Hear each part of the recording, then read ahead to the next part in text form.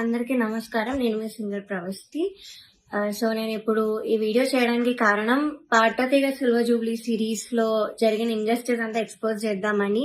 మీ అందరికీ తెలుసు నేను దానిలో పార్టిసిపేట్ చేశానని. సో అక్కడ ఏదైతే జరిగిందో అదంతా నేను ఇక్కడ క్లియర్ గా చెప్తాను వీడియోలో. స్టోరీస్ పెట్టాను, చాలా మంది థౌజండ్స్ ఆఫ్ రిప్లైస్ వచ్చాయి స్టోరీకి ఏం జరిగింది అని. సో దీన్ని అంతా నేను క్లియర్ గా ఎక్స్ప్లెయిన్ చేస్తాను. మిస్ అవ్వకుండా లాస్ట్ వరకు ఈ వీడియోని చూడండి. సో ఈ వీడియో చేద్దాం అనుకునే ముందు చాలా మంది ఆపడానికి వచ్చారు నన్ను ఈ మ్యూజిక్ ఫీల్డ్ నుంచి. బికాజ్ నీ కెరియర్ ఎఫెక్ట్ అవుతుంది, నీకు మంచి ఫ్యూచర్ ఉంది, ఎందుకు పాడు చేసుకుంటాం చాలా మంది ఆపడానికి ట్రై చేశారు. కానీ నేను ఇంకా డిసైడ్ అయ్యాను నాకు మ్యూజిక్ ఫీల్డ్ కి సంబంధం ఉండదు అని. బికాజ్ ఇంత ఇండస్ట్రీస్ జరిగేటప్పుడు నాకు ఉండాలని లేదు. పార్థతీగ రియాలిటీ షోస్ అనే కాదు, దాని బయట కూడా చాలా జరుగుతున్నాయి. I make a different video for that. కానీ ఈ వీడియో మాత్రం ఓన్లీ ఫర్ పార్థతీగ. సో నేను డిసైడ్ అయింది అందుకే. చాలా ఇంజస్టిస్ జరుగుతుంది అండ్ ఎవరు కూడా nobody should suffer all that. అందుకే నేను ఈ వీడియో చేస్తున్నాను. ఆల్సో చాలా మంది అడిగారు అసలు ఈ సీజన్ కి ఎందుకు వెళ్ళావు, అసలు మళ్ళీ ఎందుకు వెళ్ళావు పార్థతీగకి, సూపర్ సింగర్ లో విన్నర్ అయ్యావు కదా అని చాలా మంది పెట్టారు. ద రీజన్ ఇస్ యాక్చువల్లీ నేను 2017 లో ఎస్పీబీ సార్ ఉన్నప్పుడు పాడాను. చాలా చాలా బాగా జరిగింది ఆ సీజన్. అసలు ఎలాంటి ట్రామాటిక్ ఎక్స్పీరియన్స్ అవ్వలేదు, చాలా హ్యాపీగా సాగిపోయిన సీజన్ అంతా కూడా. అప్పుడు డైరెక్టర్ శాస్త్రి అంకుల్ ఉండేవాళ్ళు అండ్ ప్రొడక్షన్ హౌస్ కూడా డిఫరెంట్ ఉండేది అప్పట్లో, ఇప్పుడున్న ప్రొడక్షన్ కాదు. సో అది చాలా పీస్ఫుల్ గా చాలా బాగా జరిగింది ఫైనల్స్ వరకు కూడా. అండ్ నాకైతే చాలా ఐ లెర్న్ సో మచ్ ఆ సీజన్ లో, చాలా బాగుండింది. సో అదే ఎక్స్పెక్టేషన్ తో ఈ సీజన్ కి వచ్చాను. ఆల్సో ఎక్స్పోజర్ వస్తుంది కదా అని. సూపర్ సింగర్ విన్నాక నాకు అంత ఆపర్చునిటీస్ ఏం రాలేదు. సో దీనిలో చేస్తే వస్తుంది కదా, ఎక్స్పోజర్ ఉంటుంది కదా అని ఒక థాట్ తో వచ్చాను. అండ్ దానిలో తప్పేం లేదు కదా.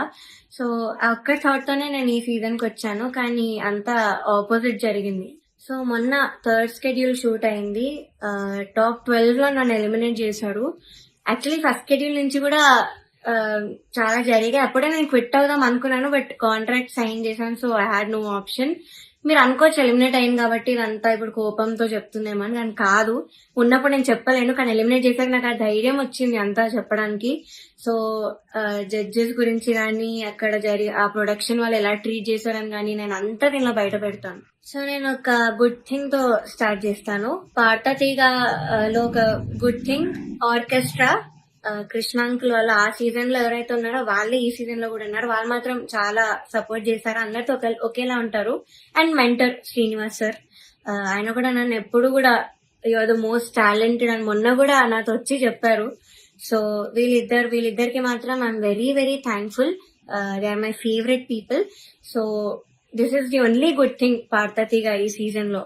సో ఫస్ట్ నేను జడ్జెస్ దగ్గర నుంచి స్టార్ట్ చేస్తాను. First Sunitha garu. Of course she is very beautiful. మీరు అంతే కైండ్ అని కూడా అనుకుంటారు, బట్ బ్యూటీకి కైండ్నెస్ కి ఎప్పుడు కూడా లింక్ ఉండదు.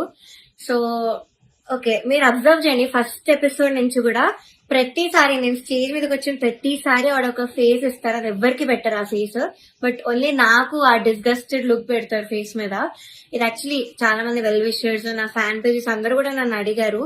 కాబట్టి నేను స్క్రీన్ షాట్స్ పెడతాను. ఇది ఎందుకు ఇలా did something happen behind the screen, ఏమైనా అయ్యిందా మీ ఇద్దరికి, లేకపోతే ఏమైనా గొడవ అయిందా అని ఇలా చాలా మంది అడిగారు. ఎందుకు ఆవిడ అలా ఫేస్ పెడుతున్నారు మీరు రాగానే అని. సో కానీ నేను చాలా డిఫెండ్ చేయడానికి ట్రై చేశాను. బికాస్ నాకు అప్పుడు తెలీదు, నేను ఏదో అలా ఆలోచిస్తున్నాను, వీళ్ళందరూ అలా ఆలోచిస్తున్నారేమో అనుకున్నాను. నాకు తెలియదు అప్పట్లో, ఐ డెంట్ రియలైజ్. సో నేను డిఫెండ్ చేశాను కూడా. సో నాకు ఎప్పుడు క్లారిటీ వచ్చిందంటే అంతరామమయం పాడే ముందు సౌండ్ చెక్ అయ్యేటప్పుడు ఇన్ ఇయర్స్ పెట్టుకున్నాను. అండ్ ఆవిడ దగ్గర ఒక మైక్ ఉంది, అది ఆన్ ఉంది. అది పాపం వాడికి తెలీదు, మైక్ ఆన్ ఉంది, నేను ఇన్ ఇయర్స్ పెట్టుకున్నాను. సో కీరవాణి గారితో ఇలా చెప్తున్నమాట, ఈ అమ్మాయికి అసలు హై రేంజ్ వాయిసే కాదు, హై పిచ్ రాదు, కానీ మేనేజ్ చేసేస్తారు, మీరు చూడండి, ఈ సాంగ్ లో తెలుస్తుంది చూడండి మీకు, అది ఇదని చాలా ఎక్కిస్తున్నారు సార్ కి. And it hurt me so bad stage మీద నించున్నప్పుడు. అప్పటికి నా సెల్ఫ్ ఎస్టీమ్ ఇలా ఆల్మోస్ట్ కిందకి దిగిపోయింది. చాలా ఏడుపు వచ్చేసింది ఆ టైంకి. కంట్రోల్ చేసుకొని లేదు, I have to do this అని అంతరామమయం పాడాను. అండ్ ఆ పాటకు వచ్చిన అప్రిసియేషన్ నాకు ఇంకే పాటకు రాలేదు అప్పటి వరకు. సో అంతరామమయంకి బయట ఎవరు కలిసినా కూడా అందరు చెప్పారు నాకు వాయిస్ చాలా బాగా వచ్చింది ఆ పాటలో అని, కానీ చాలా బాగుంది ఆ పాట అని. యాక్చువల్లీ చాలా సాంగ్స్ ఇచ్చాం, రాముడు రావునికి చాలా ఇచ్చాము. నేను ఏది ఇచ్చినా వద్దు వద్దు వద్దు అంటే ఇంకా లాస్ట్ ఆప్షన్ గా మేల్ సాంగ్ ఇచ్చాను, అంతరామమయం. సో అదే సెలెక్ట్ చేశారు and I tried my best. Male song అయినా కూడా I gave my best. And of course నాకు ప్రతి సాంగ్ కి ఆవిడ దగ్గర నుంచి నెగటివ్ కామెంట్స్ వచ్చాయి. అది మీరు నమ్ముతారు, జడ్జెస్ ఏదంటే అదే నిజం అనుకొని మీరు అఫ్ కోర్స్ నమ్ముతారు, ఓకే. బట్ అదర్ కంటెస్టెంట్స్ పాడేటప్పుడు I even give their names. ఇద్దరు, శ్రీ ధృతి అండ్ గాయత్రి అక్క, వీళ్ళిద్దరు పాడేటప్పుడు పిచ్చింగ్, ఎస్పెషలీ ధృతికి చాలా పిచ్చింగ్ ఇష్యూస్ వచ్చేటప్పుడు అయితే ఆవిడ ఇలా సైగలు చేసేవాళ్ళు, షార్ప్ అయితే ఇలా చెప్పేవాళ్ళు, అది మేము అందరం చూసాము. గాయత్రి అక్క కూడా షార్ప్ అయితే ఇలా కింద కింద ఫ్లాట్ బాడ్ అని చెప్పేవాళ్ళు, మొన్న కూడా అయింది అది.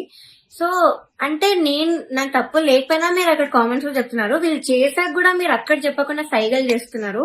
సో అక్కడ నాకు నా మీద ఎందుకో గ్రడ్జ్ పెట్టుకున్నారని కూడా అర్థమైంది. Chandrabose garu, we all know he's a lyricist. So ఆయన రెస్పాన్సిబిలిటీ, లిరిక్స్ తప్పులుంటే ఆయన చెప్పాలి. సో నన్ను ఫస్ట్ 2 ఎపిసోడ్స్ బాగా మెచ్చుకున్నారు. ఇలా ప్రతి నోట్ గాని భావం గాని అసలు వదలకుండా పాడతామని కూడా చెప్పారు నాకు. అయితే రాముడు రౌండ్ లో వీళ్ళందరు ట్రూ కలర్స్ అన్ని బయటపడ్డాయి. ఫస్ట్ సునీత గారి, నేను చెప్పినట్టు మా ఇంట్లో మాట్లాడేశారు ఇన్ని ఇయర్స్ ఉన్నాయని నాకు తెలియక. అండ్ చంద్రబోస్ గారు పాపం లిరిక్స్ లో నాకు ఒక్క మిస్టేక్ కూడా నేను ఛాన్స్ ఇవ్వలేదు ఆయన చెప్పడానికి. సో దానిలో చెప్పలేక ఆదృత లేదు అని ఒక కామెంట్ ఇచ్చారు. అది ఇంకేం చేయాలి, మేల్ సాంగ్ సేమ్ ఇంపాక్ట్ ఒక ఫీమేల్ వాయిస్ నుంచి మీరు ఎక్స్పెక్ట్ చేయలేరు. సో అంతరామమయం is a male song. So ఇంకా లిరిక్స్ లో చెప్పలేక ఎందుకు ఇంకా క్రియేట్ చేసుకొని చెప్పడం నాకు అర్థం కాలేదు. అదే రౌండ్ లో ఒక అమ్మాయి లిరిక్స్ మర్చిపోయింది రాముడి పాటలో, అది మాత్రం ఆయన మెన్షన్ చెయ్యలేదు. Being a lyricist and responsibility ఉండి కూడా ఆయన చెప్పలేదు. ఆ రౌండ్ లో లిరిక్స్ మర్చిపోయింది, చెప్పలేదు. ఇంకా మమ్మల్ని ఏడ్పించేసావు అది ఇది అని చెప్పింది. చాలా మంది చేతిలో రాసుకొని వచ్చారు, అది కూడా ఆయన చెప్పలేదు, అది కూడా నాకు కౌంట్ చేయలేదు. కానీ నాకు మాత్రం లేని నెగిటివ్ పాయింట్స్ అన్ని, ఆయనకు అవసరం లేని నెగిటివ్ పాయింట్స్ అన్ని కూడా చెప్పారు. లిరిక్స్ లో మాత్రం నేను ఇప్పటివరకు ఆయనకు ఒక్క ఛాన్స్ కూడా ఇవ్వలేదు సాంగ్స్ లో. I never made a mistake lyrics point of view అయితే అస్సలు చేయలేదు. మీరే చూడండి, మీకే అర్థమవుతుంది. సో ఇది కూడా మీకు న్యాయం అనిపిస్తుందా? కీరవాణి సార్ గురించి మాట్లాడదాం. అఫ్ కోర్స్ నాకు చాలా హేట్ వస్తుంది దీనికి మాత్రం, and I'm ready for it because I don't care. Personally నాకైతే నెగటివ్ కామెంట్స్ రాలేదు ఆయన దగ్గర నుంచి. బట్ సెట్ లో ఎలా మాట్లాడతారు, అసలు ఏం చెప్తారు అనేది నేను ఇక్కడ చెప్తాను. పాయింట్ నెంబర్ 1, మెలోడీస్ పాడిన వాళ్ళకి మాత్రం వాళ్ళు ఎలా పాడినా కూడా నేను ఆటోమేటిక్ గా మంచి స్కోర్ చేస్తాను అని ఆయన నోట్తో ఆయనే చెప్పారు. So he's very bias towards melody songs and his compositions. ఎలా పాడినా కూడా మార్క్స్ వేసిస్తారు. అయినే కాదు, అక్కడ ఉన్న సునీత గారు, చంద్రబోస్ సార్ కూడా, వీళ్ళందరూ కూడా అంతే. వాళ్ళ సాంగ్స్ పాడితే మాత్రం స్కోర్స్ ఆటోమేటిక్ గా మంచిగా వచ్చేసాయి. సో ఇది point number 1. Point number 2 is very very hurtful to me personally because నేను ఎలిమినేట్ అయ్యే ఎపిసోడ్ లోనే ఏదో విషయంలో నన్ను చూస్తూ చెప్పారు ఇది కూడా. సో ద థింగ్ ఇస్, నేను మీ అందరికీ తెలుసు సూపర్ సింగర్ లో నా ఫైనాన్షియల్ సిచ్యువేషన్ గురించి నేను అంతా బయట పెట్టాను. సో దాని వల్ల నేను కొన్ని వెడ్డింగ్ షోస్ అలాంటివి చేయాల్సి వచ్చింది. సో ఈ పాయింట్ మీద సార్ మాట్లాడారు. ఏమన్నారంటే అసలు వెడ్డింగ్ షోస్ చేసే వాళ్ళు నా దృష్టిలో సింగర్సే కాదు, నాకు చాలా అసహ్యం, it's like your disrespecting music అని ఈ మాట అన్నారు. చాలా చాలా బాగా అనిపించింది. అదేంటి అంత స్టేజ్ లో ఉన్నాయని ఇలా మాట్లాడారేంటి అని. సో ఇదొకటి, నన్ను చూస్తూ మాట్లాడారు ఇంకా. So it was very hurtful. Point number 3, so third వచ్చిన వాళ్ళకి ఆయన 1 lakh ఇస్తా అని చెప్పారు. 4th ప్రైజ్ వాళ్ళకి మూవీలో సాంగ్, అండ్ 5th ప్రైజ్ వాళ్ళకి ఆయన గ్రూప్ లో చేర్చుకుంటామని చెప్పారు సార్. సో ఇది ఎలా చెప్పారంటే, 5th ప్రైజ్ వచ్చిన వాళ్ళకి నా దగ్గరకి కొంతమంది రోజు వచ్చి చాకరీ చేస్తూ ఉంటారు, వాళ్ళ ట్రూప్ లో జాయిన్ చేసుకుంటా అని చెప్పారు. ఇలా చాకరీ అనే వర్డ్ వాడారు. అంటే ఇది డిస్రెస్పెక్ట్ఫుల్ కాదా? So this was very very bad. అంటే అలా అనకూడదు, సింగర్స్ ఇలా చాకరీ చేసిపోతారు, నన్ను మిమ్మల్ని కూడా జాయిన్ చేసుకుంటారని ఇలా అన్నారు. సో మీకు ఎలా అనిపిస్తుందో ఇంకా మీరు ఆలోచించండి ఒకసారి. డైరెక్టర్ జ్ఞాపిక ప్రొడక్షన్స్ వాళ్ళ అనిల్ గారు అండ్ హిజ్ వైఫ్, వీళ్ళే మెయిన్ అక్కడ అంతా కంట్రోల్ చేసేది, అంతా వెనకాలంతా చేసేది వీళ్ళే. సో ఫస్ట్ పాయింట్ వచ్చేసి సాంగ్ సెలెక్షన్.